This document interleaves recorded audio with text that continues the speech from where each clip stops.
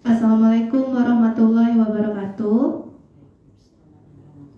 Selamat datang di Puskesmas Puntikayu. Hari ini kita ketemu lagi di acara Pusaka Puntikayu Sapa Masyarakat. Dan topik hari ini kita akan bahas diskusi mengenai imunisasi dasar di era pandemi. Hari ini saya ditemani oleh Ibu Asnani selaku pemegang program imunisasi di Puskesmas Puntikayu. Jadi kita akan nanti ditunggu juga bagi teman-teman yang ingin memberikan pertanyaan bisa melalui live chat di Instagram kita Puskesmas Puntikayu 800. Jadi tanpa berlama-lama lagi saya persilakan kepada Ibu Asnani. Silakan. Assalamualaikum warahmatullahi wabarakatuh. Waalaikumsalam warahmatullahi wabarakatuh. Untuk imunisasi dasar yang kita utamakan pada anak balita umur di bawah 1 tahun adalah pada waktu lahir atau yang di bawah 24 jam sesudah lahir, biasanya di klinik bersalin atau di rumah sakit. Yang diutamakan adalah imunisasi HB0 atau Unijek.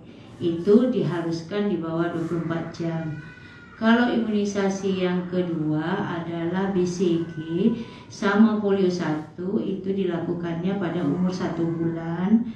1 bulan boleh paling lambat sampai umur 3 bulan. Kalau sudah lebih dari 3 bulan kita nggak bisa lagi, biasanya kita tes mantuk dulu ke dokter baru kita suntik IBCG-nya. Untuk umur 2 bulan sasaran umur 2 bulan ialah DPT 1 sama polio 2. DPT 1 itu termasuklah pentabio 1. Yang isi pentabio 1 itu adalah hepatitis, pertusis sama Haemophilus influenza B. Jadi lengkap. Di dalam DPT 1 atau pentabio 1 itu sudah ada difteri, tetanus, pertusis ditambah HIV dan hepatitis. Jadi ada 5 vaksin. Nah, di umur 3 bulan kita suntik lagi DPT 2 atau pentabio 2 sama polio 3. Di umur 4 bulan, jaraknya kan harus 4 minggu, 1 bulan. Di 3 bulan DPT 2 atau DPT 2 atau pentabio 2 sama polio 3. Di 4 bulan baru DPT 3 sama polio 4. Di antara umur mulai 4 bulan nanti ada namanya lagi IPP, imunisasi polio injeksi. Untuk melengkapi polio tetes yang 4 kali ditambah lagi namanya imunisasi IPP. IPP itu disuntiknya boleh dari umur 4 bulan sampai umur 1 tahun, 18 bulan. Itu cukup 1 kali kalau IPP untuk melengkapi polio tetes oral yang selama 4 kali. Untuk 9 bulan baru kita kasih campak MR. Untuk bawah 1 tahun itu sudah dianggap lengkap. Nanti yang sudah di atas 1 tahun baru kita imunisasi lanjutan. Oke. Jadi memang imunisasi itu sangat penting ya Bu ya bagi anak bayi dan balita terutama ya. Betul ya, untuk menjaga kekebalan penyakit yang ada pada penyakit yang di PD3I itu. Jadi untuk yang penyakit yang bisa dicegah dengan imunisasi itu apa saja Bu kira-kira? Yang bisa dicegah dari imunisasi adalah hepatitis, difteri, tetanus, pertusis, sama pneumonia, campak rubella dan yang polio tadi. Mengingatkan kita sedang berada di era yang pandemi ya, pandemi COVID-19, otomatis kan kebanyakan ibu-ibu tuh agak mikir-mikir kalau mau imunisasi, terutama ke puskesmas gitu ya. Apa ada nggak Bu tips khusus bagi ibu-ibu yang ingin membawa anaknya imunisasi biar nggak takut lagi gitu ke puskes atau rumah sakit? Ya, kita imunisasi boleh, kita kan jadwalnya sekarang imunisasi setiap hari Sabtu untuk balita. karena kita jadwalkan Senin sampai Jumat untuk imunisasi COVID, jadi tetap kita jadwalkan cuma di hari Sabtu. Selainnya di posyandu. Biarpun posyandu yang ini kita pakai protokol kesehatan, jadi tetap kita jarak, siapkan cuci tangan, tetap di termograf juga, diukur suhu, baru kita lakukan penyuntikan untuk imunisasi balita ibu yang membawa. Kalau enggak tuh ibunya biasanya via temu janji via WA tetap di hari Sabtu. Kalau mau datang biasanya di WA saya. Kalau yang ibu-ibu sudah ada nomor WA saya, dia janji minta suntik bu, jam aku mau suntik di hari ini, jam aku datang kayak gitu. Cuman tetap di hari Sabtu. Oke, jadi ternyata untuk penjadwalan imunisasi di Puskesmas Puntikayu itu di hari Sabtu ya Bu ya, khususnya ya. Kecuali kalau memang ada permintaan khusus gitu, bisa saja di hari lain gitu ya. Oke, terus kira-kira apakah benar nggak Bu, ada katanya anak yang tidak dikasih imunisasi itu bisa rawan tertular penyakit yang berbahaya gitu? Yes, kalau anak tidak diimunisasi kan mungkin kekebalan untuk penyakit imunisasi dasar ini dia tidak ya mungkin tidak ada kekebalan. Jadi kalaupun dia sudah diimunisasi, misalnya dia tetap kena misalnya difteri, tetapi tidak seberat orang yang tidak diimunisasi. Dia masih bisa ringan untuk pengobatannya. Lain kalau yang tidak divaksinasi. Jadi walaupun sudah diimunisasi itu bukan berarti betul-betul bebas gitu. Tapi paling tidak meminimalisir gitu ya keparahan dari suatu penyakit. Seperti misal itu tadi kan di 9 bulan itu vaksin campak dan rubella. Nah, kalau campak itu kan sering sekali dapat omongan dari orang lain, katanya kalau ini pasti kena satu kali. Apakah benar seperti itu Bu? Kalau campak rubella, yang dinamakan campak rubella ini kan penyakit pada dapat menyebabkan komplikasi pneumonia radang, encephalitis dan radang otak, dan kebutaan berakibat kematian. Biasanya gejala awalnya ialah demam, batuk, dan konjungtivitis, matanya merah. Kalau pasien yang tidak diimunisasi, biasanya gejalanya lebih parah. Kadang-kadang dia tidak bisa ditangani dengan obat saja, dia biasanya dirawat. Nah, kalau dengan dia diimunisasi kemungkinan tidak separah itu. Paling gejala-gejala awal yang keluar kan cuma bintik-bintik merah, tapi bisa ditangani dengan berobat di puskesmas. Karena campak ini kalau udah parah ini susah, kadang-kadang sampai dia paras tinggi, keluar kayak merah-merahnya itu sampai ke bola ke kornea matanya juga merah-merah. Untuk imunisasi DPT ya Bu ya, itu kan ada jenis, katanya tuh jenis imunisasi yang demam dan tidak demam. Kira-kira itu yang bisa membedakan itu gimana ya Bu? Kalau disuntik untuk DPT ini tergantung anaknya. Ada anaknya yang kita suntik, sudah kita suntik dia nggak demam.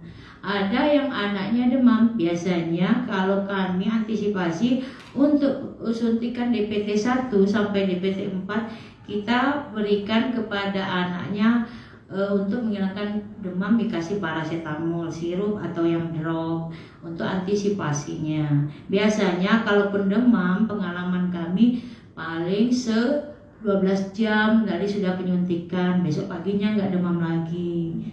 Rata-ratanya kayak gitu kalau anak-anak yang disuntik DPT. Oke, jadi tidak semua anak yang selalu menderita demam ya Bu ya, karena imunisasi. Jadi tergantung dari daya tahan tubuh si anak itu sendiri, dari antibodinya. Iya betul. Jadi ibu-ibu yang lain mungkin tidak perlu takut gitu ya membawa anaknya imunisasi. Walaupun ada sedikit efek demam, itu hanya sebagai respon sementara ya Bu ya, betul. Terus Bu, kalau untuk bayi dan anak yang sedang minum obat itu ya, jadi dia sudah sedang minum obat antibiotik, itu bisa nggak diberikan imunisasi? Sebenarnya bisa saja, tidak jadi masalah anak dikasih imunisasi karena mungkin karena dia penguat. Tapi sekarang yang anak lagi demam yang kita tidak boleh kasih vaksin. Oke. Kalau lagi Ada yang demam ya. yang nggak bisa kita kasih biarpun DPT, polio, biarpun dikasih campak, kalau dalam posisinya suhunya tinggi kita tidak kasih vaksin. Kita berobat dulu, anaknya sudah sembuh baru kita kasih imunisasinya. Oke.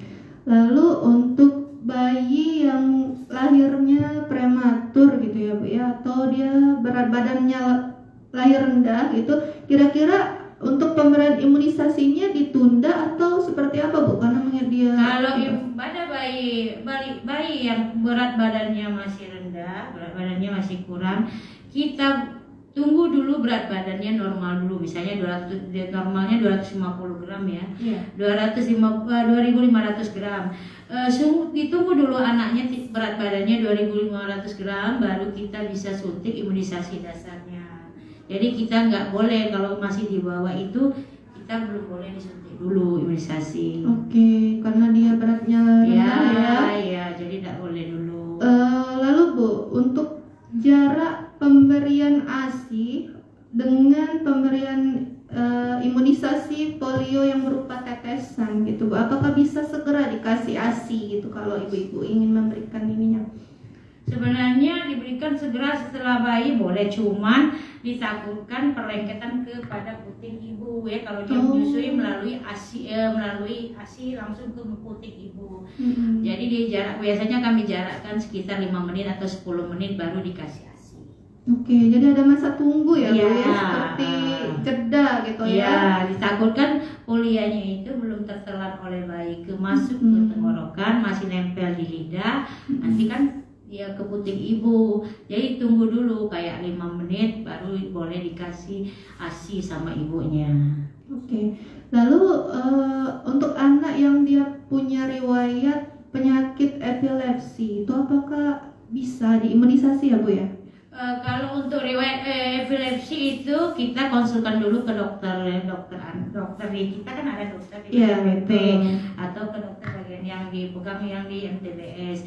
Kalau kata dokter oke, kami lanjut. Jadi tidak langsung kita suntik karena kita konsultasikan dulu ke dokter. Oke. Ya Bu. Terus kita tadi sedikit banyak tahu mengenai seluk-beluk imunisasi ya Bu ya. Nah sekarang mungkin dari efek imunisasi itu Bu, kalau memang tidak diimunisasi seperti tidak diimunisasi hepatitis, kira-kira apa efeknya Bu untuk anak itu sendiri? Sebenarnya tidak diimunisasi itu kan mungkin kalau anak itu tidak diimunisasi, kemungkinan anak itu tidak ada kekebalan untuk imunisasi, misalnya diimunisasi hepatitis. Nah, anak itu kalau tidak diimunisasi hepatitis, dia tidak ada antibodinya untuk melawan penyakit hepatitis itu sendiri. Satu saat misalnya ada keluarganya yang kena hepatitis, menular ke dia tidak ada untuk antibodinya melawan. Nah, kemungkinan penyakit anak itu bisa lebih parah, susah untuk mengobatinya. Penyakitnya jadi lebih lebih ganas gitu ya. Dan lain kalau sudah diimunisasi, karena diimunisasi kan antibodinya bisa melawan. Jadi kalau pada bayi yang baru lahir itu pemberian imunisasi hepatitis HB0-nya itu berapa lama Bu jaraknya? Kalau hepatitis 0 itu harus disuntiknya boleh 4 jam sampai yang lebih idealnya 24 sampai 24 jam idealnya di rumah sakit atau di klinik. Tapi kalau dia tidak disuntik oleh di rumah sakit atau di klinik, boleh ke puskes tapi di bawah 7 hari. Kalau lewat 7 hari kami tidak memberikan lagi vaksin hepatitis 0. Jadi pasiennya bayinya tidak dapat sama sekali hepatitis 0. Itu pemberiannya di bagian apa? Kalau imunisasi hepatitis 0 kita suntiknya di paha kanan dengan dosis 0,5 mili. Untuk untuk vaksin dan jarumnya satu kali pakai. Jadi vaksinnya itu di dalam jarumnya sendiri. Jadi beda, nggak disedot dari pialan, di dalam spek itu langsung ada vaksinnya 0,5. Gitu. Jadi betul-betul ini ya. Perlu sekali berarti untuk namanya vaksinnya Uniject. Jadi untuk Uniject. sekali langsung pakai. Di dalam itulah vaksinnya, di dalam itulah sepetnya. Kalau misalnya untuk kita menghindari penyakit tuberkulosis tuh berarti kita pakai imunisasi apa? Ya, kita pakai BCG.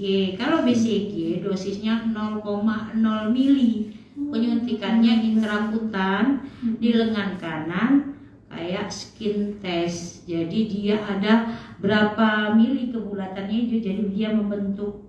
Kalau tidak ini kadang-kadang ke dalam, kalau terlalu dalam bisa nggak jadi paru. Dia biasanya ada yang kalau yang bagus itu membentuk paru. Itu yang namakan sudah berhasil untuk imunisasi BCG. Oke, jadi indikator keberhasilan imunisasi BCG itu dari ini ya? Dari cara penyuntikan. Cara penyuntikan. Oh, berarti kayak semacam meninggalkan bekas ya? Di dalam lengannya ya? Di kulit di lengan kanan. Oh gitu, kulit lengan kanan. Jadi Ya, pantesan dia suka BCG ada kayak keloid ya, kayak paru. keloid ya. Terus kalau misalnya kayak imunisasi polio, Bu? Kalau polio, kita polio tetes itu berbarengan dengan DPT 1 dengan DPT pertama yang berbarengan dengan DPT 1 itu masuk pertama BCG. BCG berbarengan dengan polio 1. Yang itu umur 1 bulan. Nah, yang polio 2 itu yang berbarengan dengan DPT 1 di umur 2 bulan. Nah, nanti yang DPT yang polio 3 berbarengan dengan DPT 2 umur 3 bulan. Polio 4 berbarengan dengan DPT 3 yang umur 4 bulan. Jadi polio tetesnya lengkap di bawah umur 5 bulan. Seharusnya kayak gitu idealnya kalau ibu bayi sesuai jadwal datang ke puskesmas. Oke, jadi untuk di puskesmas Puntikayu di era yang sekarang yang new normal ini sudah banyak belum Bu yang ibu-ibu berkunjung ke puskesmas Puntikayu? Kalau kita waktu terakhir kita awal-awal COVID kita itu mulai di bulan Maret mulai ada, Februari masih pasiennya masih ada. Di Maret 2020 itu mulai menurun, tapi mulai start di Mei kami disuruh mengejar target lagi imunisasi, sudah mulai menaik sasaran imunisasi. Sekarang sih sudah mulai normal lagi karena ini sudah 2021, jadi kita tetap sampai yang ini. Jadi posyandu tetap imunisasi di posyandu, yang di puskes tetap setiap hari Sabtu. Jadi sudah normal kembali untuk pelayanan imunisasi dasar. Oke, jadi sudah mulai berangsur-angsur ya Bu ya. Jadi oke, mungkin nanti dari ibu-ibu yang lain yang menyimak dari live IG ini, terutama masyarakat Puntikayu dan sekitarnya, silahkan datang saja ke Puskesmas Puntikayu ya, bawa anaknya untuk imunisasi dasar, karena memang seperti yang dibilang sama Bu Asnani tadi, sangat penting sekali ya Bu ya imunisasi itu gitu ya. Jadi kalau tidak imunisasi yang akan berefek kesehatan ya ke anaknya sendiri gitu, bukan untuk ibunya gitu. Oke, mungkin dari ini ada yang ingin ditanyakan dulu nggak dari teman-teman yang menyimak live IG hari ini? Silakan saja kalau memang masih ada yang ingin ditanyakan, bisa ke live chat kita di Instagram PKM Puntikayu 800.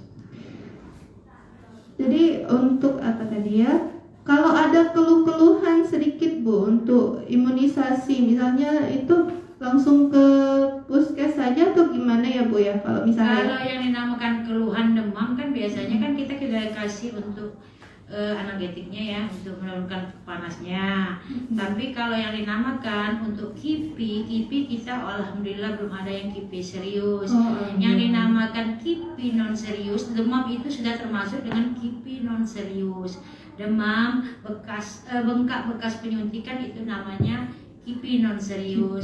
Tapi kalau kipi non serius itu adalah dalam berapa bulan sekali ada yang demam, kami masuk ini di kipi non serius. Tapi kalau untuk kipi serius sampai sekarang belum ada. Alhamdulillah belum ada ya Bu ya, jangan sampai gitu ya. Oke, jadi ya itu tadi diimbau untuk semua masyarakat, jangan lupa, apalagi kita kan bulan Maret ini Bu sudah mulai masuk untuk bulan Germas ya Bu ya. Jadi sangat dihimbau sekali bagi ibu-ibu, walaupun sedang dihadapkan sama pandemi COVID-19, kita tetap menerima untuk pelayanan imunisasi dasar.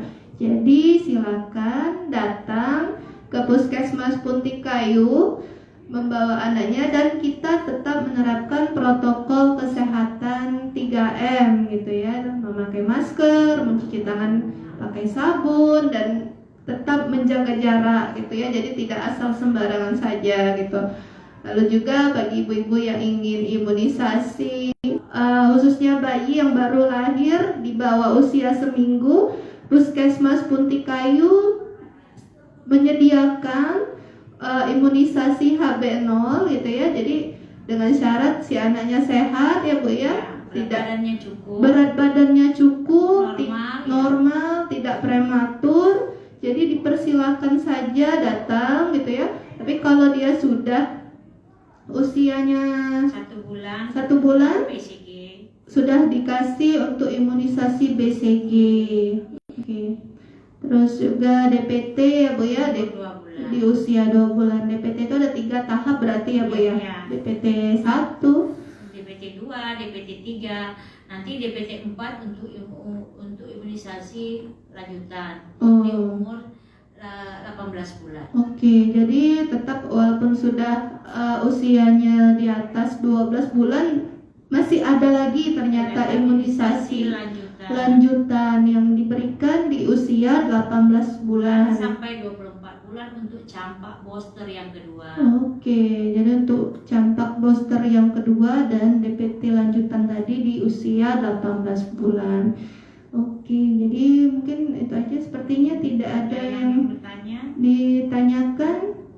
Kalau memang tidak ada, menarik sekali materi hari ini mengenai imunisasi, karena banyak sekali ilmu-ilmu baru yang bisa kita ambil di hari ini, terutama langsung dari pakarnya imunisasi Puntikayu, Ibu Asnani, yang bersedia memberikan ilmunya gitu ya.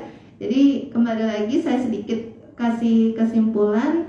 Jadi penting sekali pemberian imunisasi itu bagi anak-anak, bayi dan anak-anak, karena imunisasi ini adalah salah satu bagian dari untuk meningkatkan kekebalan dan imunitas si anak itu sendiri. Karena imunitas itu hanya bisa didapat anak dari dalam diri dia sendiri gitu ya Bu.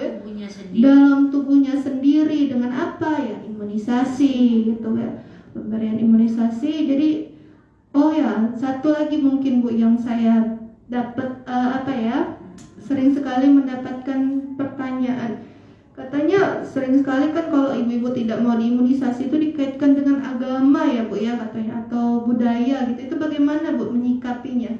Imunisasi ini kan kita sudah ada, kalau imunisasi dasar kan udah lama.